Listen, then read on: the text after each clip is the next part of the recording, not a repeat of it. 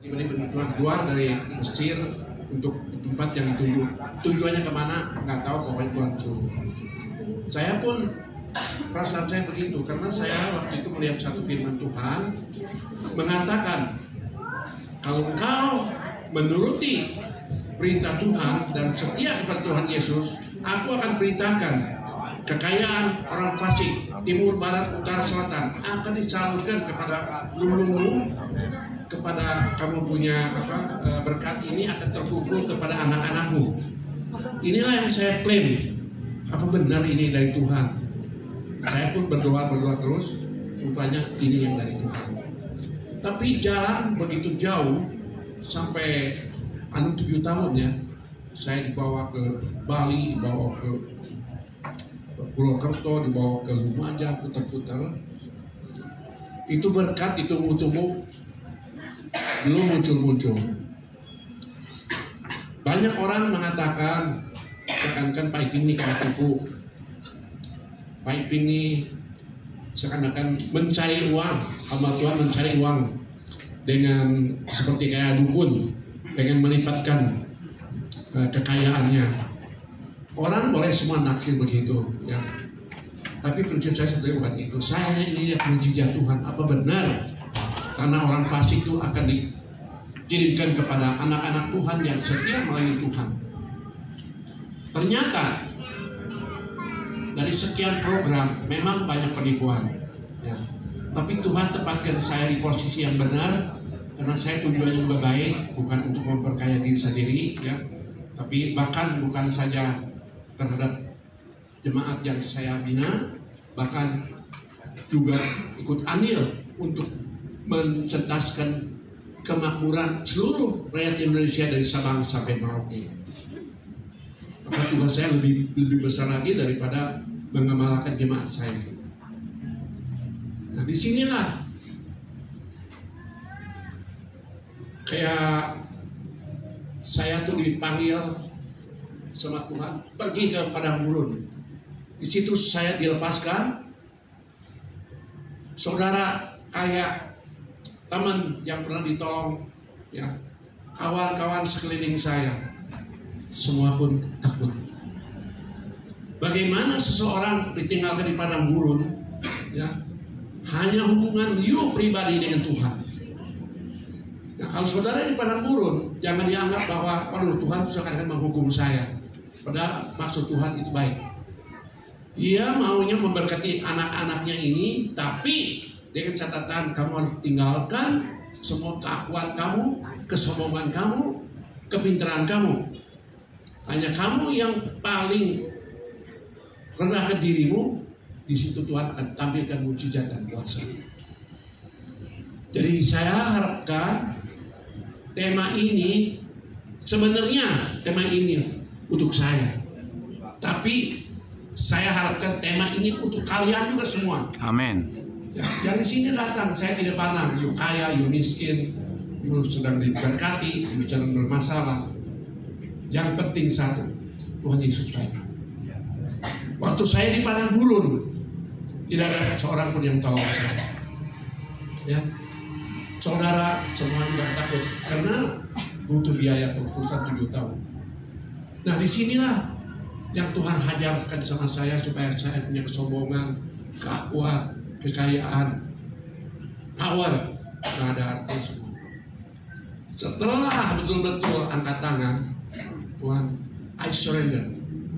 Saya berserah kepada Tuhan. Hanya Kaulah yang aku harapkan. Ternyata ini hari sesuai dengan kemerdekaan Republik Indonesia, negara kita yang kita cintai 78 tahun. Ini hari pun saya baru lepas dari padang gurun. Beri tepuk tangan untuk Tuhan. Beri tepuk tangan untuk Tuhan. Luar biasa, amin. Kenapa saya berani spektakuler? Saya tidak boleh ungkapkan spektakuler ini sebagaimana. Cuma saudara belum mengalami. Cuman nanti kalau sudah mengalami, itu kayak, wah, benar atau enggak ini? Bohong lah ini. Semua orang anggapan saya punya pengalaman di padang gurun itu bohong. Termasuk adik saya. Sampai dia bilang begini, Pak Iping, kamu ikut Tuhan Yesus punya salah caranya, kok jadi susah begini? Bayangkan saudara, apa nggak goyang? Adik sendiri. Yang lain-lain pun mungkin jemaat kita juga semua begitu. Saya hanya tanya sama Tuhan, Tuhan, apakah selama saya ikut Tuhan Yesus melayani jemaat, melayani persekutuan hampir 20 tahun lebih, saya itu tidak pernah mata duitan. Saya tidak pernah menekankan soal perpuluhan. Saya hanya menunjukkan bagaimana kuasa Tuhan, mujizat Tuhan tolong anak-anak Tuhan yang bermasalah, yang dirasuk setan, yang miskin, diperkaya, yang hamil, sungsang, gak punya duit, melalui pentahiran.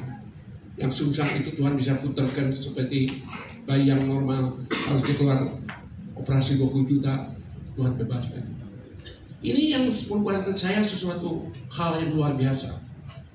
Saya, siapa di dunia ini gak perlu duit, semua juga perlu duit ya. Tapi jangan terlalu ditekankan selalu pakai uang. Contoh sekarang, Ibu Dayak, saudara pernah dengar kan?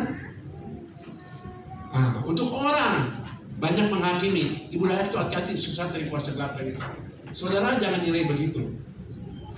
Sesat nggak sesat bukan saudara yang nilai. Amin. Ya, saya kasih tahu jangan saudara sembarangan. Sekarang kalau ditinjau Ibu Dayak, saudara lihat sendiri. Bagaimana tangan berliku-liku begitu dengan kekuatan dia, dengan dia hubungan dengan Tuhan, ya. Kemudian pengalaman dia mengobati orang yang bisa lurus kembali. Dan satu hal, jangan berikan uang kepada dia. Dahsyat, amin. Bahkan dia menunjukkan kepada kita, kamu nggak usah turut agama saya, turut agama masing-masing kepercayaan kamu. Berarti kan dia tidak nyasarin kita, amin.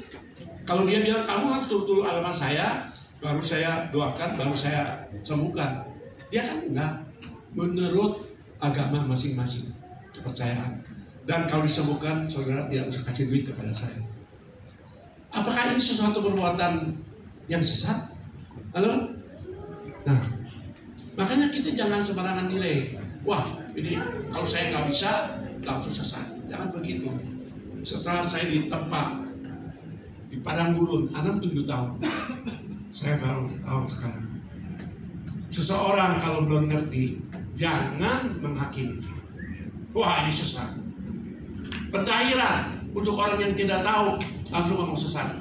Yang disebut tahirkan apa dia pun nggak tahu, nyobain juga lawan, berani ngomong sesat. Ini kecelakaan kan? Banyak hamba Tuhan tuh begitu. Dia sendiri nggak bisa, langsung menjas. Tuh, kamu sesat, ini sesat. Jangan begitu. Sendiri nggak bisa. Kita katakan saja belum tahu. Kenapa kita mesti menjas orang lain punya pelayanan sesat?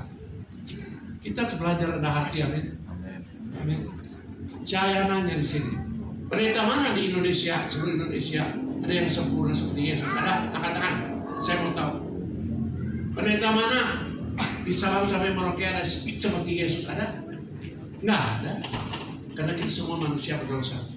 Tidak ada satu manusia yang suci di depan Tuhan. Semua kita berdosa. Makanya kalau kita semua manusia berdosa, ingat, kita yang penting kita bertobat, menghargai orang lain. Ya, kalau kata orang lain sesat betul nggak? Kita coba dulu.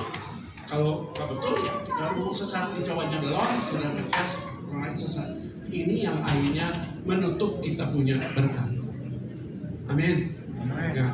Jadi di dalam hal ini Tuhan maksud baik. Saya dibawa ke padang gurun karena Tuhan sayang sama saya. Tadinya saya anggapan di padang gurun, Tuhan kenapa jadi begini? Sampai kadang-kadang saya duduk dengan saya cukup orang berani. Dulu kalau makan apa, ingat ambil bayar. Setelah saya diproses, kamu tahu, sampai hotel aja nggak bisa bayar. Hotel sampai kami diusir dari hotel, ya suami istri dipisahkan. Istri saya ke teman-temannya yang di sana juga ada yang hamba Tuhan, 3 orang saya persilahkan. Kemudian sampai dihina sama pelayan hotel. Bapak kalau nggak bisa bayar lebih baik udah aja bapak mau pindah atau keluar dari tempat hotel di tempat ini. Bayangkan saudara, yang sebetulnya Ya kalau dibandingkan mah orang lain kok berbuat begitu sama kita. Tuhan dibuat kita sampai begitu. Apakah saudara sakit hati? Jelas kalau sekarang ada sakit hati ya. Tapi saya tahu ini di padang gurun. Biar Tuhan sedang memproses kita. Who am I? Siapa saya ini? Gak ada apa-apanya. Kita Tuhan.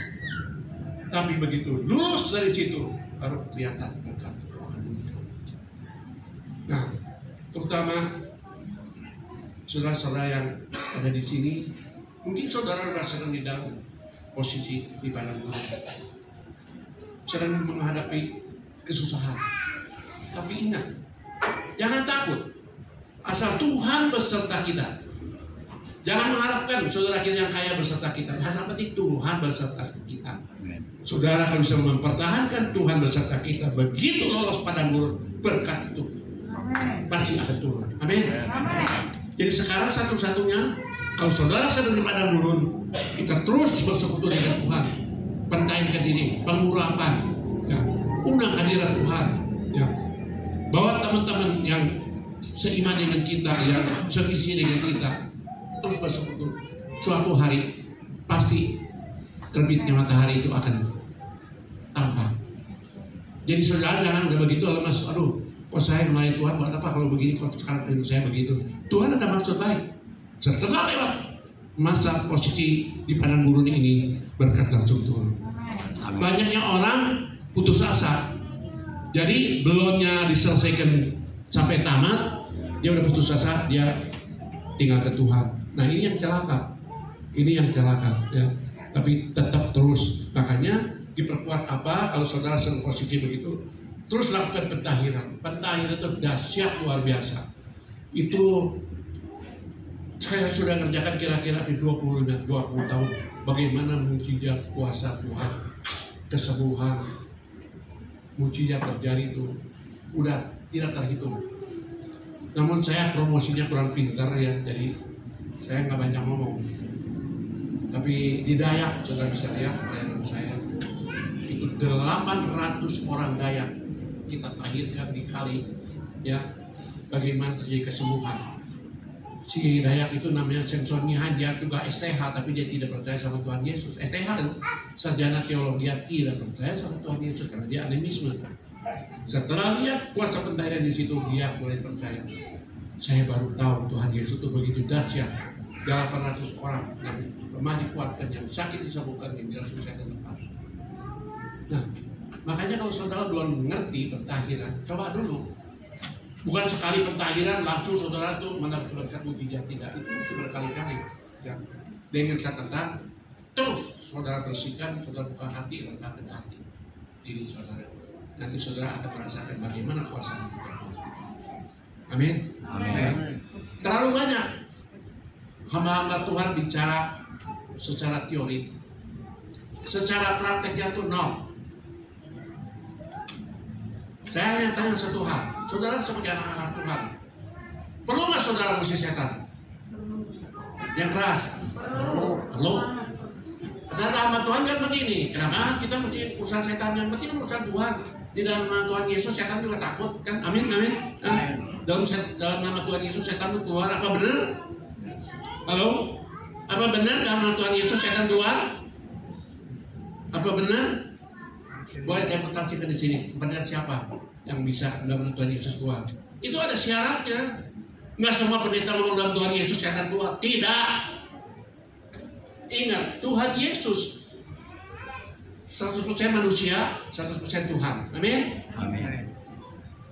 Dia dari kecil sudah bawain firman. Tapi selama di bawah 30 tahun Tuhan Yesus tidak pernah buat mujizat. Dia benar Tuhan loh. Musik setan juga dia nggak bisa dibuat 30 tahun. Dia bisanya sebagai Tuhan mujizat keluar setelah umur berapa? 9 tahun? 30 tahun pun itu setelah dibaptis Roh Kudus. Selama tidak dibaptis Roh Kudus sebagai Tuhan dan sebagai manusia, tidak bisa mengusir setan. Halo, apalagi pendeta manusia biasa. Tuhan Yesus hanya 100% Tuhan, 100% manusia. Selama dia tidak dibaptis Roh Kudus, tidak bisa. Makanya kalau saudara ingin buat mujizat, ingin saudara si miskin jadi kaya, si sakit jadi sembuh, saudara harus dibaptis Roh Kudus. Amin. Baru di situ mujizat keluar. Tuhan aja keluar. Selama Tuhan Yesus tidak dibaptis Roh Kudus, dia tidak bisa apa-apa. Makanya pendeta siapapun, kalau dia tidak dibaptis Roh Kudus, percuma. Dia hanya pintar teori aja.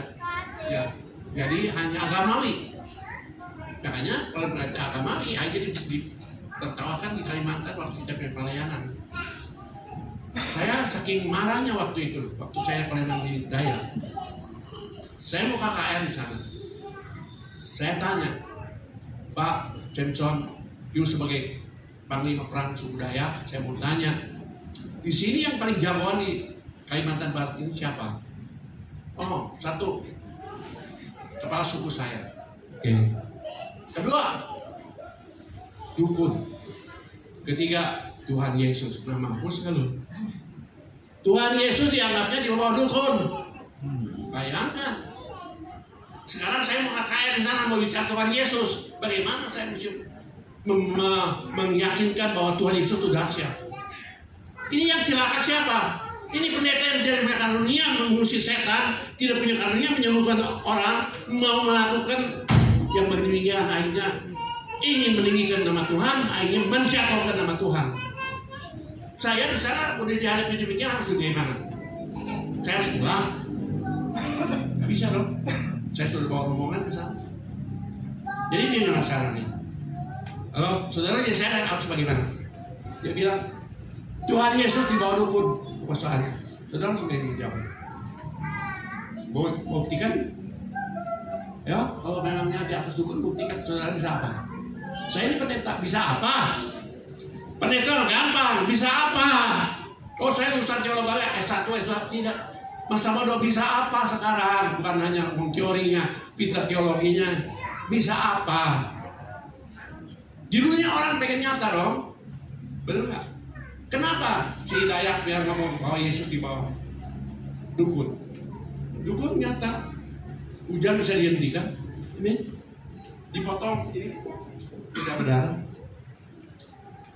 Bagaimana dia tidak mengagumi? Kita Tuhan Yesus hebatnya sampai di mana? Ya nih kata Alkitab. Ya kata Alkitab. Kata kamu Alkitab, kata saya kan bacaan. Kita bisa buktikan bahwa Tuhan Yesus hebat. Ini hari saudara datang ke sini, saudara buktikan Tuhan Yesus itu hebat. Amin. Jangan hanya ngomong. Kata Alkitab. Kata Alkitab apa? Tuhan Yesus adalah dokter kandungan. Benar? Segala dokter yang lumpuh jalan, yang buta melek. Saudara bisa nggak? Itu kan kata Alkitab. Saudara bisa nggak? Saudara kan anak Tuhan bilang. Buktikanlah apa yang saudara bisa sekarang praktekkan. Nah, kalau kita sebagai anak Tuhan bisa dipraktekkan, benar, Tuhan Yesus hebat. Ini kalau pendeta yang tidak bisa punya kuasa, mau melakukan demonstrasi, akhirnya menjatuhkan nama Tuhan Yesus. Kitanya yang kewalahan. Di depan Panglima Perang Suku Dayak, nama Tuhan Yesus dijatuhkan. Kita sebagai anak Tuhan, hati ini enak. Akhirnya saya memberanikan diri.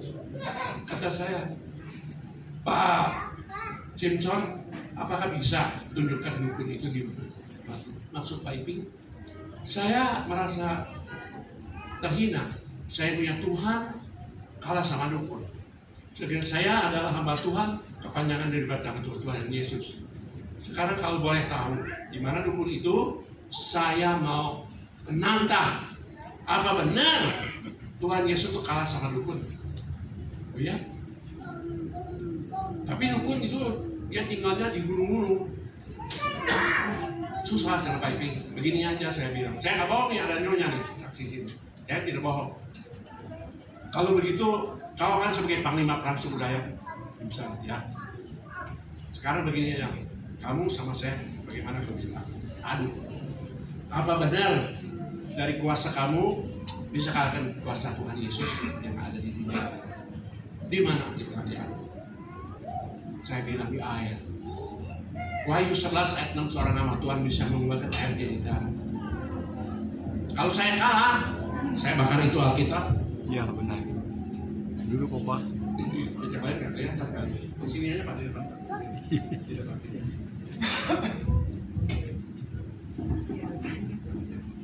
Di sini aja nggak apa-apa ya? Iya. Kalau saya kalah, saya bicara. Ini judulnya saksi, saya tidak boleh bohong. Potong kuping saya bakar itu Alkitab. Saudara berani nggak membela Tuhan Yesus untuk diri sendiri? Kita sebagai umat Tuhan seringkali kacang lupa kulitnya. Bagaimana Tuhan Yesus kebaikannya? Kita adalah manusia yang berdosa. Dosa kita ditebus oleh Tuhan, kemudian dia rela mati untuk kita. Dia sendiri nggak punya dosa, dia rela mati kan suka kayu salib. Sekarang saudara-saudara, kenapa saudara lupa semua kebaikan Tuhan?